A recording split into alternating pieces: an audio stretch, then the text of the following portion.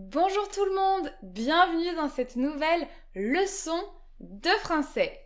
Aujourd'hui, nous allons voir ensemble 5 erreurs très fréquentes en français et peut-être que toi aussi, tu les fais. Avant de commencer, n'oublie pas de mettre un j'aime à la vidéo pour soutenir ma chaîne et mon travail.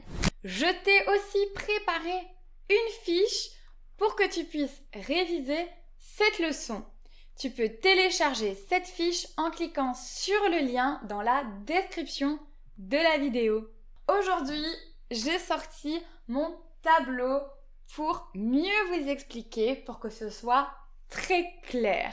N'hésitez pas à me dire si vous aimez ce format et je ferai plus de vidéos avec le tableau. La première erreur que j'entends souvent, c'est le fait de mettre un déterminant devant un nom de métier.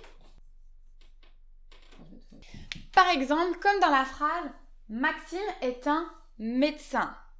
Non, vous devez enlever le déterminant devant le nom du métier.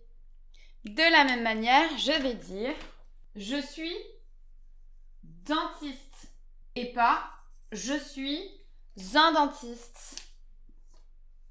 Quand vous avez un nom attribut qui détermine une profession, vous ne devez pas mettre de déterminant. Et c'est la même chose pour les nationalités. Je suis espagnol et pas je suis un espagnol. Il y a bien sûr des phrases qui font exception. C'est le cas des phrases où vous avez à côté du métier un adjectif qualificatif. Comme dans cette phrase, mon fils est un célèbre scientifique. Vous avez l'adjectif célèbre qui vient compléter scientifique. Dans ce cas-ci, vous pouvez ajouter un déterminant. Si en plus du métier, vous voulez ajouter un complément, comme par exemple dans Luc est le secrétaire du cabinet médical. Ici, vous voyez, on ajoute également un déterminant car il y a une précision au métier.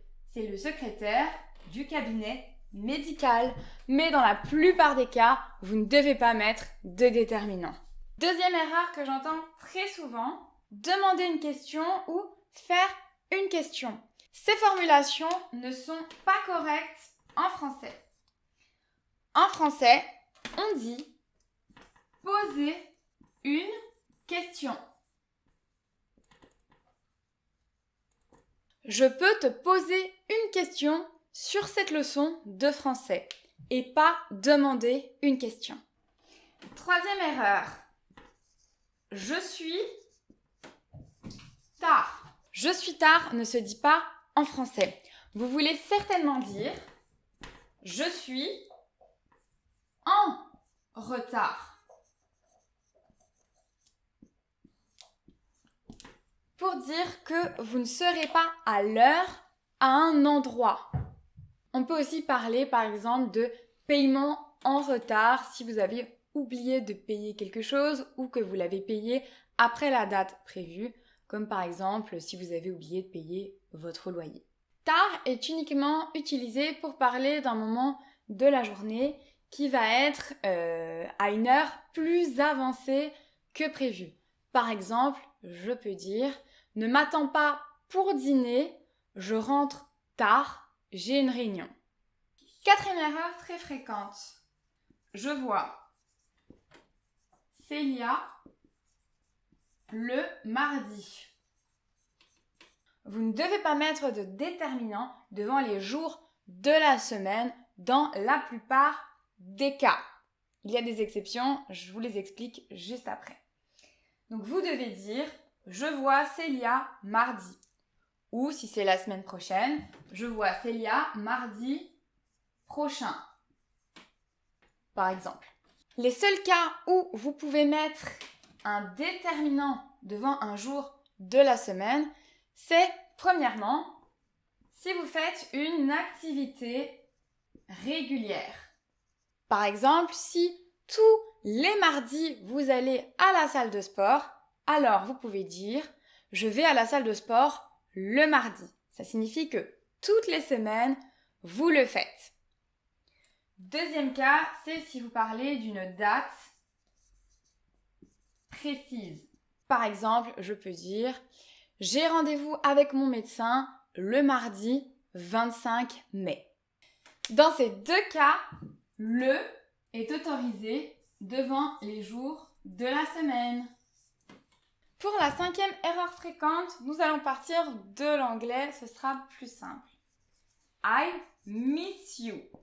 La manière correcte de traduire I miss you en français est tu me manques. Très souvent, j'entends ou je vois écrit je manque toi ou encore je te manque, qui est correct mais qui ne veut pas dire la même chose. Je vous l'expliquerai après. En français, quand on veut dire que quelqu'un nous manque, le sujet de cette phrase, ce n'est pas moi. Non. Le sujet de cette phrase, c'est l'autre personne. Parce que c'est la personne qui fait l'action. C'est elle qui manque. C'est elle qui n'est pas présente. Donc, vous devez la mettre en sujet.